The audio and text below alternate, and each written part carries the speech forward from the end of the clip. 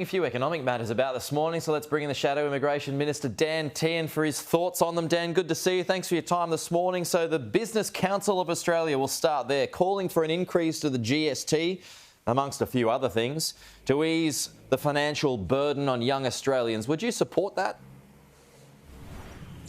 Well, to start with, Pete, what we need to see is the third stage of the income tax cuts agreed to and delivered by the Labor Party. They gave a very firm commitment that they would deliver them, and we hope that they will. Then what we need to see and what we need to have is a debate about our tax mix, but it needs to have a parameter around it. As you know, that the tax cap which the coalition government had in place, Labor has taken away. And our fear is that this discussion around taxes will just lead to more taxes, not a proper discussion around what our tax mix should be. So we need Labor to put that tax cap back in place, and then we should have a discussion about what is the best method going forward for us to be able to efficiently collect tax in this country. Okay, so increasing GST.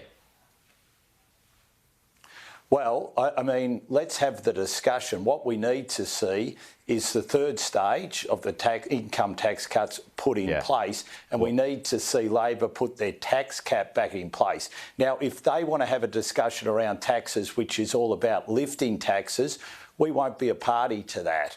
But let's have a discussion about what is the most efficient and effective way to have our tax mix, but it has to be with the tax cap in place. Yeah, well, and the Prime Minister said in his speech last week at the ALP conference that he essentially was going to leave them alone, leave stage 3 tax cuts alone. So as things stand at the moment, they're going ahead next year. Do you have any reason to doubt that's the case?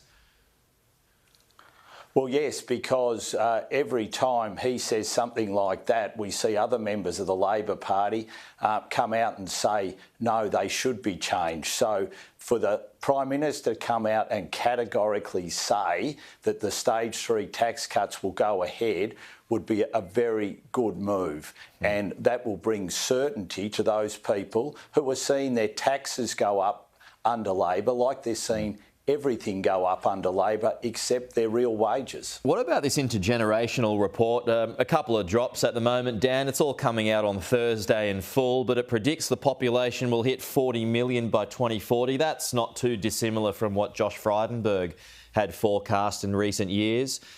The average age for both men and women will go into the high 80s. I mean, that's good for all of us, but that'll be a hit on the budget, no doubt. So, I mean, is spending going to have to increase? Well, it will have to when it comes to age and disability care. Well, the first thing is we haven't seen the intergenerational report. We've seen Labor selectively leaking parts of it. Why they don't just give us the whole report and be very transparent about it, I don't know. But what we are seeing is that 40 million figure for Australia's population bells the cat on Labor's big Australia agenda. That 40 million bells the cat on Labor's big Australia policy without a plan. We know we've got 1.5 million people heading our way over 5 years. We now know the aim is 40 million. And if you have a look on the front page of the Age newspaper today, you see that every attempt that Labor has made at housing has delivered less housing than the money they're putting towards it. So this big Australia without a plan approach, I think, is not going to set Australia up the right way, and they really need to have a good hard look at this. Well, I mean, there's a lot of debate about whether the housing announcement last week is in fact going to do anything, whether they are actually going to reach those goals of 1.2 million new homes. The big consensus for a lot of folks I spoke to on this program, and that includes yourself, Dan, in the past, is that we've got too many people now coming in. We're playing catch up, but it's now become turbocharged. So have you landed on a figure yet on where you want to see migration cut by?